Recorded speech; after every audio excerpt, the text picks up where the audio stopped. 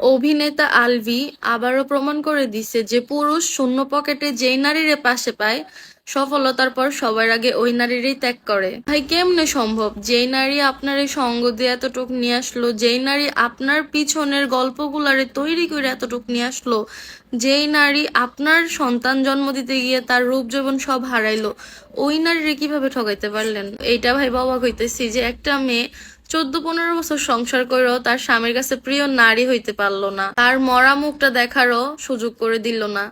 সেই নারী কিভাবে আপনার সাথে এত বছর সংসার করলো?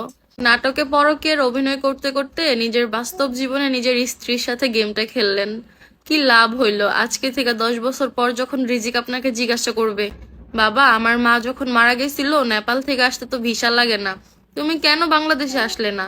তুমি কেন আমার মাকে আমার মুখটা দেখতে দিলে না? তখন আপনি কি জবাব দিবেন? তখন কি আপনি জবাব দিবেন যে বাবারে আমি পরকিয়া করছিলাম, পরকিয়ার কারণে তোর মারে আমার কাছে ভালো লাগে নাই, সবসময় তোর মারে দূরে দূরে রাখতাম, আর তোর কারণেই তোর মারে ডিভোর্স দেই নাই, তোর মারে ডিভোর্স দিলে হয়তো আজকে এই ঘটনাটা ঘটতো না, তোর মা হয়তো মারা যাইতো না, এইগুলো বলতেন? নাকি এটা বলবেন যে আমি অপরাধী ছিলাম, তোর মারে ঠগাইছি, অন্য কোথাও রিলেশন করছি, তোর মারে আর ভালো লাগতো না আমার কাছে, এর জন্য তোর মা মারা গেছে আমার আমার উপর রাগ করে? নাকি এই কথা বলবেন যে জানি না তোর মা হয়তো অন্য কোথাও রিলেশন করছিল এই জন্য ওরে পায় নাই মারা গেছে?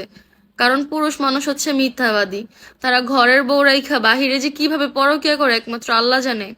এই পরকিয়ার বিচার কোন দিন হবে বাংলাদেশে? আমার মনে হয় এই বিচারটা যদি এখন সবার সামনে পাবলিসিটি পায়, তাহলে নেক্সটে কোনো পুরুষ পরকিয়া করার সুযোগ পাবে না।